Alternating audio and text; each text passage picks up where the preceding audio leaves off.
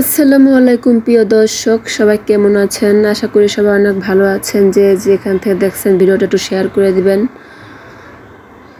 আর সবার কী অবস্থা বলেন? আজকে হলো বাইরে আর বের হয়নি, এতে রান্না করতে চলে আসলাম। দুপুরে রান্না করে নিয়েছিলাম বাইলা মাছ। নিজের কাজ যেহেতু নিজে সব করতে হয়, এখন একটু সময় লাগে করতে। তারপরে হলো গুছ গাছ করে নিতে হয়, সব নিজের হাতে করতে হয় আমার কাজগুলা। তো মাছগুলো আমি কেটে সুন্দর করে পরিষ্কার করে ধুয়ে টুয়ে নিলাম।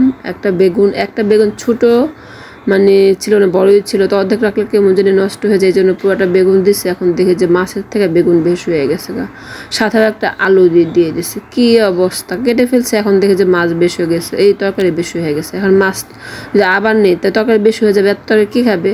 পরে মাছ নিলাম না, চিন্তা করলাম যে যেহেতু রান্নার পরে কিন্তু বেগুন একটু হয়ে যায়, তো ভাবলাম থাক, মাছ একটু হয়ে যাবে, তখন ঠিক মতো হবে। তো আর কি হলুদ মরিচ লবণ সব দিয়ে সরিষার তেল দিয়ে দিলাম। সবগুলো সুন্দর করে আমি হাতে মাখিয়ে আর কি রান্না করবো তরকারিটা আর কি। আর কষিয়ে রান্না করলে ভালো লাগে। যেহেতু আমি চিন্তা করলাম যে গরম লাগতেছে, তো অনেকক্ষণ মাছ কুটছি, সময় লাগছে, কুটা কাটা বাছা করতে সময় লাগছে, তো আমি আজকে হাতেই বসাই। আমার এখন আর মানে কষানো ভালো লাগতেছে না, এইভাবে হাতে ভুনা করলে আমার কাছে ভালো লাগে। তো ফ্রিজ খুঁজে দেখলাম যে একটা টমেটো ছিল, তো টমেটোটাও মানে কেমন যেন হয়ে গেছে, তো এটা এনে কেটে দিয়ে দিলাম উপর দিয়ে। একটু কাঁচামরিচ কিন্তু আগেও দিয়েছিলাম, তারপর আবার একটু দিয়ে দিলাম। মানে কাঁচামরিচটা তরকারিতে না দিলে আমার কাছে ভালো লাগে না।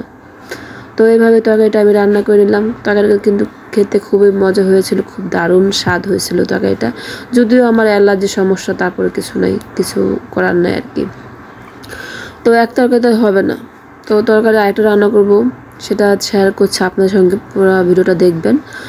আর এটা হলো বুটের ডাল, যেটা করে ছোলা ডাল বলে, মানে ছোলা না, ডালটা যেটা খোসা ছাড়ানো ডাল। তো ওগুলো আমি সিদ্ধ করে নিচ্ছি, একদম মানে সিদ্ধ করে নিচ্ছি। এটা হলো উত্তরবঙ্গের মানুষ হয়তো এই তরকারিটা বেশি খায়, আমরাও খাই, মানে ওনারা খায় বলতে আমিও পছন্দ করি তরকারিটা। তো কীভাবে রান্না করব ডাল ডিম দিয়ে সেটা দেখাবো। তো ডালগুলো লাগিয়ে আমি একটু মানে ভিজায় রাখি নাই, শুধু সিদ্ধ করে নিচ্ছি, ধুয়ে সিদ্ধ করে নিচ্ছি। আর ওই পানিটা দিয়ে একটু হলুদ মরিচ লবণ জিরা গুঁড়া সব দিয়ে সুন্দর করে আমি একটু কষিয়ে নেব। আর তরকারিটা সরিষার তেল দিয়ে রান্না করতেছি, তো সরিষার তেল দিয়ে রান্না করলে একটু গন্ধ লাগে, কিন্তু তরকারি খেতে কিন্তু খারাপ লাগে না, একই স্বাদ। কিন্তু একটু সরিষার তেল যেহেতু একটু গন্ধ লাগবে, কিছুই করার নাই। এখন সয়াবিন তেল খাওয়া তো অতিরিক্ত ঠিক না, তো সব মিলে জিলে আমি সব তেলে রান্না করি। সয়াবিন তেলও রান্না করি, সরিষার তেলও রান্না করি, মানে সব তেল দিয়েই রান্না করি। তো যাই হোক, সব কষা টষা সুন্দর করে দিয়ে আমি কাঁচামরিচ কতগুলো দিয়ে বসা দিলাম তরকারিটা। আর আমি এটা যেহেতু এটা আমার ডালগুলি সিদ্ধ করা, সেক্ষেত্রে ডাল কিন্তু বেশি সিদ্ধ করতে হবে না। ডালগুলো আমার হয়ে গেলে আমি এখানে ডিম দিয়ে দিব, মানে যেহেতু আমি আর শুক্রবার খাবো, সেজন্য 2টা ডিম দেবো। আজকে ভেজে রান্না ডিম দিব না, শুধু কাঁচা ডিমেই দিয়ে দেবো। এভাবে ভেঙে দিয়ে দিচ্ছি 2টা ডিম।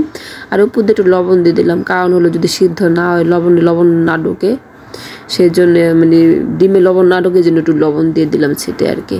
তো ঢেকে দিলাম, ঢেকে দেওয়ার পরে মানে 2-3 মিনিট পরে মানে ঢাকনা তুলে দেখি ডিমগুলো সিদ্ধ হয়ে গেছে। মানে আমার কাছে জিনিসটা এত বেশি মজা লাগে। আর কিছু ধনিয়া পাতা কুচি দিয়ে তরকারিটা আমি এখন নামিয়ে নেব।